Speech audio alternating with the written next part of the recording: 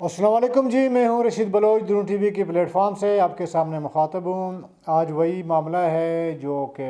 نگران کا ہے، وہ تمام ناظرین کے سامنے آ چکا ہے اکثریت کے کہ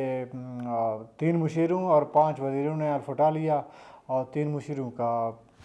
نوٹیفیکیشن جاری ہوا۔ اس کے علاوہ کتنے اور جو ہے وزیر اٹھائے جائیں گے، ٹوٹل حجم جو ہے وہ کتنا ہوگا۔ اور اس کے علاوہ یہ جو بات ہو رہی ہے نا 700 ارب کی،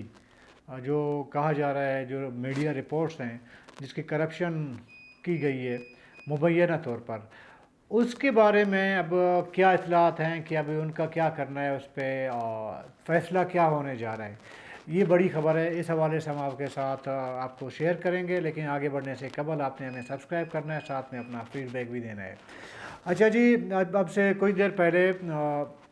نگران 5 وزراء نے حلف اٹھا لیا ہے۔ اب تک ان کو محکمے نہیں دیے گئے ہیں، نام لینے کی ضرورت نہیں ہے، تمام لوگوں کو پتہ ہے۔ بلوچستان کے ذرا کہ خبریں بہت تیزی سے پھیلتی ہیں، اور 3 مشیروں نے بھی حلف اٹھا لیا، نوٹیفیکیشن ان کا جاری ہوا ہے۔ ان میں سے وزراء میں سے ایک جو نام تھا، ویسے 6 نے آج حلف اٹھانا تھا، چھٹا میر جمال رسانی صاحب، وہ انہوں نے معذرت کر لی۔ اس کی وجہ یہ ہے کہ وہ اسلام آباد میں موجود نہیں تھے، ہو سکتا ہے کہ وہ واپس آ کے حلف اٹھا لیں، لیکن میری اطلاعات یہ ہیں کہ وہ نگران کابینہ میں شامل نہیں ہونا چاہتے۔ انہوں نے اس حوالے سے باقاعدہ طور پر 2-3 دن پہلے معذرت کر لی تھی۔ تو اس لیے 5 لوگ جو بھی انہوں نے حلف اٹھا لیا ہے، ان میں سے پرنس علی اور جان اچکزئی کے علاوہ باقی جو نام ہیں وہ ہمارے ناظرین کے لیے بھی نئے ہوں گے، ہمارے لیے بھی نئے تھے، اور جو بھی اس معاملے کو فالو کر رہے تھے، اس نگران سیٹ اپ کو، ان کے لیے بھی شاید یہ نام نئے تھے، جن کو ہم بطور وزیر گنوا رہے تھے، جیسے کہ شاہانہ ہے اور باقی لوگ ہیں، ان کو جو ہے انہوں نے مشیر بنا دیا۔ اچھا، جو مشیر بنائے گئے ان کو باقاعدہ طور پر ڈپارٹمنٹ یعنی محکمے بھی الاٹ کر دیے گئے ہیں، اور یہ بھی باقی جو 2 مشیر اور جو بتائے جا رہے ہیں شاہانہ کے علاوہ، عمیر محمد حسنی ہے اور دانش لانگو ہیں، وہ جو ہے وہ بھی یہ جو کافی دنوں سے جو سوشل میڈیا میں ہم لوگ جو بولتے رہے، وہ بھی نئے لوگ ہیں۔ تو اس لیے سرپرائز تو ہے بہرحال اس تمام معاملے میں۔ ابھی معاملہ یہ ہے کہ وزیر اعلیٰ بلوچستان نے جب میڈیا سے بات چیت کی تو ان کے مطابق 14 رکنی یہ کابینہ ہوگا، 14 رکنی نہیں بلکہ زیادہ ہوگا اگر مشیروں کو آپ شامل کر دیں، 14 اگر وہ وزیر لے لیں گے اور 3 اور مشیروں نے آلریڈی ان کا ہوا ہے، تو یہ 18 رکنی پر وزیر اعلیٰ کے ساتھ 18 رکنی کابینہ ہوگا۔ پہلے سمجھا جا رہا تھا شاید 10 سے 12 لوگ ہوں گے، اور میرا بھی یہی خیال تھا کہ یہ جو 5 وزیر ہیں جنہوں نے حلف اٹھایا ہے، یہ اور 3 مشیر لگا کے 8، اور باقی شاید 1-2 آدھا جو ہے وہ وزیر لائیں گے، 10 کا فگر پورا کیا جائے گا، تو 10 رکنی کابینہ ہوگا۔ لیکن وزیر اعلیٰ بلوچستان نے ایک اہم خبر دی اس بارے میں، انہیں کہا کہ 13 سے 14 وزیر ہوں گے، تو اس کا مطلب ہے کہ 5 وزراء نے حلف اٹھا لیا ہے، باقی 7 یا 8 نے تو اٹھانا ہے نا 14 میں سے، بلکہ 9 نے اٹھانا ہے، 8 نے اٹھانا ہے باقی، صحیح ہے۔ تو یہ 14 وزیر ہوں گے، 3 مشیر ہو گئے 17، اور 1 وزیر اعلیٰ ہوگا۔ ابھی یہ بھی ہے کہ یہ جتنے بھی آپ کو نام سامنے آ رہے ہیں جنہوں نے حلف اٹھا لیا ہے، اس میں جمعیت علماء اسلام کے کھاتے سے ابھی تک کوئی شخص موجود نہیں ہے، اور ای این پی کے کھاتے میں بھی کوئی نہیں ہے، بی ایم پی کے کھاتے میں بھی کوئی نہیں ہے، ایچ ڈی پی کے کھاتے میں کوئی نہیں ہے، بی ایم پی عوامی کے کھاتے میں کوئی نہیں ہے۔ اگر پارٹی بیسس پہ اگر نگران میں لوگ شامل کرنے ہیں تو اس کا مطلب ہے کہ اگر جمعیت کے 2-3 لوگ لیے جائیں گے تو اس کے لیے ضروری ہے کہ بی ایم پی کا بھی 1-2 بندہ ہوں گے، اور بی ایم پی عوامی یا اے این پی ایک ایک کر کے ادھر بھی لوگ لیے جائیں گے۔ جب میں نے معلومات لینے کی کوشش کی تو اس میں ایک جو مجھے اطلاع ملی وہ یہ کہ شاید جمعیت کی جانب سے جو نام لائے گئے ہیں یا لائے جائیں گے اب تک، دو شاید جمعیت کے حصے میں اس کے کھاتے میں ڈال دیا جائے کہ جی یہ جمعیت کے جو ہے وہ ریفرنس پہ آئے ہیں. باقی جتنے بھی لوگ ہوں گے شاید بہت سارے لوگ غیر سیاسی ہوں، اور کوشش یہ کی جا رہی ہے کہ نگران سیٹ اپ میں کم سے کم ایسے لوگ ہوں جن کا سیاسی بیک گراؤنڈ نہ ہو، اگر ہے بھی تو وہ لو پروفائل کے سیاسی بیک گراؤنڈ ہو. تو اب تک جو دیکھنے میں آیا ہے تو اس میں زیادہ تر لوگ زیادہ تر وہ کسی کا سیاسی بیک گراؤنڈ نہیں ہے، کسی باقاعدہ وہ پارٹی سے نہیں ہے، اگر ہیں تو وہ بھی لو پروفائل کے ہیں، مطلب ایسے کوئی عہدے دار ٹائپ کے یا بڑے مطلب فرنٹ لائن پہ جو کھیلنے والے وہ نہیں ہیں، لو پروفائل کے ہیں. تو اگر یہ 18 یا 17 رکنی کابینہ ہوگا تو ہو گیا، اگر ہو گیا تو میرے خیال میں یہ بہت بڑا حجم ہوگا، بہت بڑا حجم ہوگا ایک صوبے کے لیے. اور ویسے بھی سندھ نے 6 رکنی کابینہ بنا دیا ہے، پنجاب میں بھی 6-7 کے ہی ہیں، اور کے پی کے ابھی دیکھنا پڑے گا. ایون کہ مرکز میں 6-7 لوگ ہیں نا. ابھی ایک چھوٹا غریب صوبے میں 18 رکنی کابینہ تو یہ ظلم ہوگا میرے خیال میں. ویسے بھی ضروری تو نہیں ہے نا کہ نگران میں، آپ کو یاد ہوگا پچھلے جو وہ نگران میں اپنا بارودی سے نواب بارودی صاحب جو وزیر اعلیٰ بنے، اس نے ایک مطلب کابینہ ہی نہیں تھا اس کے ساتھ، کوئی ایک شخص بھی نہیں تھا. ابھی اتنا یہ لمبا چوڑا جو کابینہ بنایا جا رہا ہے، اس میں ایک وجہ جو ہے وہ مجھے سمجھ آ رہی ہے تھوڑی سی، میں نے معلومات لی، وہ لنک ہے، وہ جو میں نے 7 ارب کی بات کی نا، 700 ارب کی، وہ لنک ہے اس کابینہ سے. جب یہ حلف لے رہے تھے تو ظاہر کہ رابطہ ہم لوگوں کا ہوتا ہے، ادھر ادھر لوگوں سے رابطہ کرتے ہیں ایز اے جرنلسٹ.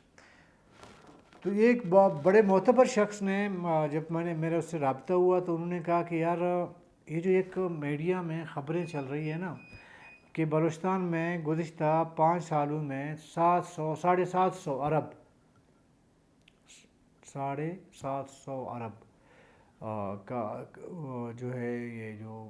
کرپشن ہوا ہے نا، 37 ارب کا، 37 ارب یعنی 750 ارب کا، سمجھ گئے، کربوں کی بات ہے. اس میں انہوں نے کہا کہ یار بات یہ ہے کہ ابھی ایک پالیسی بنا دی گئی ہے بلوچستان میں، اور بڑا مطلب سنجیدگی سے اس پہ بڑا غور خوض ہوا ہے. اور جب سے یہ جو حکومت گزری ہے لاسٹ میر قدر بزنجو صاحب کی، اس کے بعد جو خبریں آئی ہیں، ظاہر کے کرپشن کے معاملات تو پہلے بھی چل رہے تھے، سب جو جنہیں معلومات رکھنی چاہیے ان کے پاس تو معلومات تھیں، وہ اپنی معلومات اکٹھے کر رہی تھی. اب جیسے یہ حکومت ڈیزولو ہوا ہے اور کوشش یہ کی جا رہی ہے کہ جو لوگ ہوں گے کیبنٹ کے اندر وہ غیر سیاسی زیادہ ہوں، تو اس کے لیے ضروری ہے کہ ایک احتساب کا عمل شروع کیا جائے، سمجھ گئے. اور وہ احتساب شروع ہوگا، تمام علاقوں کا پہلے ایک ڈیٹا جمع کیا جائے گا کہ اواران میں کتنی ڈیولپمنٹ ہوئی ہے، کولو میں کتنی ڈیولپمنٹ ہوئی ہے، بارکان میں کتنی ڈیولپمنٹ ہوئی ہے، کوئٹہ میں کتنی ہوئی ہے، نصیر آباد ادھر ادھر پشتون بیلٹ کی جو بات ہو رہی ہے، پہلے ان علاقوں میں جائزہ لیا جائے گا. ایک رپورٹ جو ہے بنائی جائے گی، باقاعدہ انکوائری ایک کمیٹی جائے گی ہر علاقے میں، وہاں پہ علاقوں کا دورہ کیا جائے گا، اور ایک رپورٹ سبمٹ ہوگی، واپس آئے گی ٹیبل پہ. تو اس کے بعد جو ذمہ دار لوگ ہوں گے اس کرپشن کا، مبینہ کرپشن کا، جو بھی لوگ ذمہ دار ہوں گے ان کے خلاف کارروائی ہوگی. کچھ لوگ اس خوش فہمی میں ہیں کہ جی جو ابھی وزیر ہو کے گزرے ہیں وہ مختلف پارٹیوں میں جو ہے ادھر ادھر اپنے لیے راستہ بنانے کی کوشش کر رہے ہیں کہ اس پارٹی میں جائیں تو اس پارٹی میں جائیں. تو زیادہ تر جو کرپشن ہے وہ بھی انہی کے علاقوں سے ہوئی ہے. ان کا جو ہے وہ دائرہ تھوڑا تنگ کیا جائے گا، اور ممکن ہے کہ نیب بلوچستان میں بڑے تیزی سے سرگرم ہو. جو میرے پاس اطلاعات ہیں وہ میں آپ سے شیئر کر رہا ہوں. اور جو بھی ذمہ دار ہوں گے جن علاقوں کے MPAs MNAs نہیں وزراء وغیرہ، ان کے خلاف جو ہے کارروائی شروع کی جائے گی. उस मोतबर शख्स ने मुझे कहा कि मैं बाकी बात नहीं करता हूँ, आपके डिस्ट्रिक्ट अवारान में एक एक रोड 3 3 बार ब्लैक टॉप हो चुकी है। वो जो है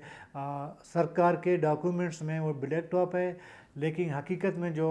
रिपोर्ट आई है उसमें वो रोड बना ही नहीं है। बुलेदा का उन्होंने ज़िक्र किया, उन्होंने बहुत सारे, मतलब मैं किन किन, इवन कोयटा का और आपके जो है कोलू, बारकान, ये जो पसमानदा इलाके हैं, सोबतपुर, बहुत से इलाकों का उन्होंने नाम लेके कहा, आपका मस्तुंग है, मंगोचार इलाके, ऐसे बहुत सारे इलाके हैं। उसने मुझे 2 4 इलाकों का बता दिया कि जी उधर से बहुत से रिपोर्ट्स पहुंची हैं कि एक प्रोजेक्ट 3 3 बार जो है पैसे निकाले गए एक प्रोजेक्ट का, और असल में वो प्रोजेक्ट कंप्लीट ही नहीं, शुरू ही नहीं किया गया, कंप्लीट अपनी जगह शुरू ही नहीं किया गया है। अच्छा, इसमें सिर्फ वो उजरा नहीं होंगे, वो जो एक्सीएन या डीसी वगैरह जो ज़िम्मेदार थे, जिन्होंने चेक इशू किए हैं ठेकेदारों को किसी वज़ीर या एमपीए के कहने पे, उनको भी धरने की एक प्लान बना दिया गया है। अगर इस तरह हुआ तो मेरे ख़्याल में बलूचिस्तान के आवाम के साथ बहुत बड़ा एहसान होगा। 750 अरब जो है वो कोई मजाक नहीं है, 37 खरब रुपया कोई मजाक नहीं है एक गरीब सूबे के लिए। वो अलग बात है कि देखें जो करप्शन का ये जो तड़ू में बैठ के जो आसामियों पे, नौकरियों पे जो बोली लगाई जा रही थी। आपको याद होगा कि एक वज़ीर सेहत थे, समझ गए, जब साहब के काबीना में वो शामिल थे वज़ीर सेहत, उनका उसको निकाला किस लिए गया था कि उसने 2 बंदे रखे गए थे, वो जिना रोड के किसी होटल में बैठ के लोगों को वहाँ पे बुला के वहाँ पे वो सौदे लग रहे होते थे कि इस पोस्ट कितनी कीमत है, इसकी कितनी कीमत है। उसको निकाला गया, लेकिन मीर कुदर बिजन जो जब आ गए तो वो दोबारा वज़ीर बन गए। दोबारा वही सिलसिला शुरू हुआ जो उससे पहले शुरू हुआ था। मैं एक उसकी बात नहीं कर रहा हूँ, वज़ीर की बात नहीं कर रहा हूँ। आपको ये भी याद होगा कि ये जो अपना बारा भुट्टी साहब हैं, डेरा भुट्टी से एमपी थे, जाम साहब के दौर में उसने वो ब्रीफ केस में कोई पैसे उठा के वो आया था। उन्हें जाम साहब को कहा था कि अपने कैबिनेट के जो आपके वज़रा हैं उनसे कहें कि अगर डेरा भुट्टी में पोस्टें अपनी बेचनी हैं तो मैं सब इकट्ठे ले लेता हूँ, अपने लोगों को